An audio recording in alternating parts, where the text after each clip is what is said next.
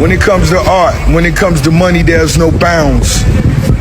And that money could take you places you could never fathom. For the money, let's go. Welcome to the Deep Dive. Today we're really getting into the story of one of hip-hop's most, let's say, strategic figures, Rick Ross. Yeah. We're asking, what's the real secret here? How did William Leonard Robert II, starting from pretty humble beginnings, dealing with a very controversial past, how did he build this multi-million-dollar empire and basically become the boss? It feels like a story of calculated change, almost like self-reinvention. Exactly. And that's really what we want to unpack today. This isn't just, a success story. It's more like a masterclass. Right. A masterclass in building a brand, evolving strategically, and cultivating a certain mindset. Yeah. We'll be looking at how basically every step, even the surprising ones, helped build this really carefully constructed image and, a huge business. Okay, let's get into it then, starting right at the beginning. William Leonard Roberts II, born in Mississippi, grew up in Florida. Right. And his early influences seem clear. Southern hip-hop, obviously, street culture, but also this strong work ethic. You can see that thread early on. Yep. Absolutely. And we have to touch on that controversial detail from his past, working as a correctional officer. Yeah. That definitely raises eyebrows. It does.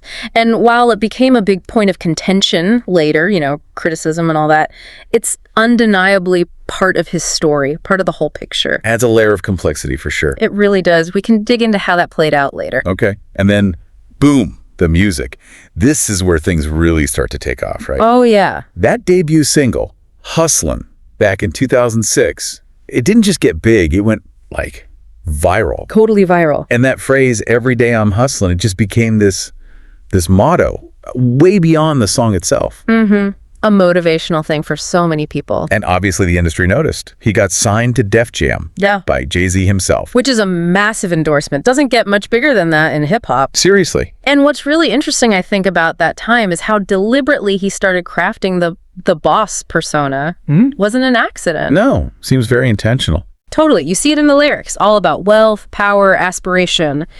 And then visually, he just doubled down. Music videos. Exactly. Private jets, huge houses, designer, everything. And his whole public demeanor was, commanding, often quite serious. Yeah. Rarely smiling. Right. It wasn't just an image. It felt like a performance of pure luxury and undeniable authority. Carefully built. And clearly his ambition went way beyond just making hit records. He pretty quickly moved into building this, formidable business empire. Starting with Maybach Music Group, MMG, which became a huge label itself. Powerhouse, yeah. Signing Meek Mill, Whale, major talents. But it wasn't just the label, was it? His business sense seemed broader. Exactly. And this is where it gets really insightful, I think. He diversified, got into all sorts of things beyond music. Like what specifically? Well, things like liquor brands, Luc Belaire Rosé is a big one everyone knows, even grooming products. Okay. But these weren't just random shots in the dark, They were chosen strategically. They fit the boss lifestyle. So it all tied back to the brand. Precisely. The luxury, the aspiration, it all lined up. His music success was really just the launch pad, the first domino, maybe? Yeah, that makes sense. Yeah. Enabling him to build this much bigger financial world around himself. Right. Multifaceted. Okay. Let's talk about maybe the most surprising one, Wingstop. Yeah, Wingstop. He owns, over 30 franchises now?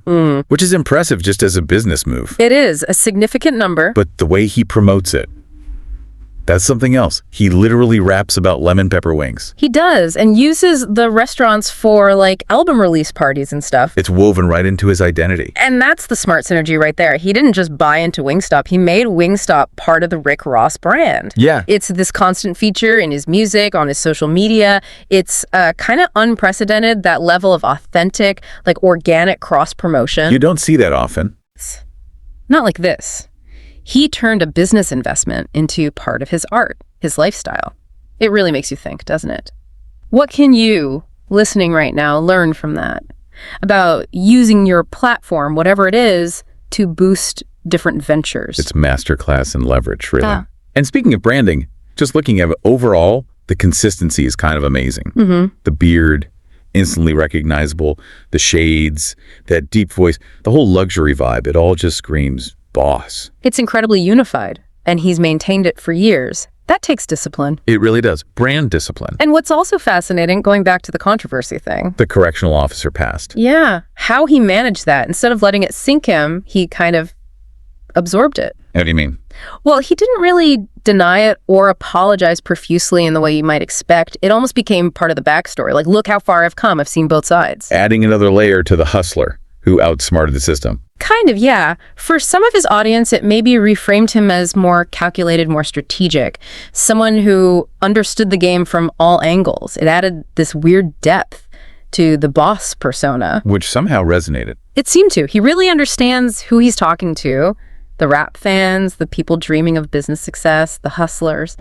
He tailored the brand perfectly for them. Of course, life isn't always smooth sailing, even for the boss. He's been pretty open about his health struggles. Right, the seizures he experienced, that was serious. Yeah, and also his weight loss journey, a really significant transformation. Which he's also shared publicly.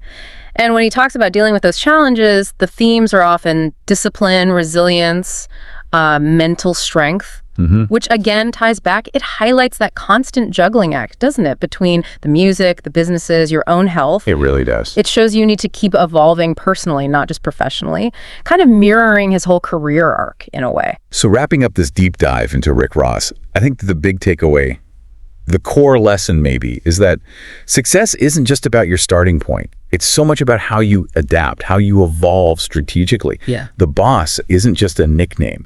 It's a mindset. Yeah. Carefully built, constantly maintained. Absolutely. It's a whole approach to navigating business, life, everything. A meticulously crafted way of being. Which leads us to a final thought, maybe a provocative one for you listening.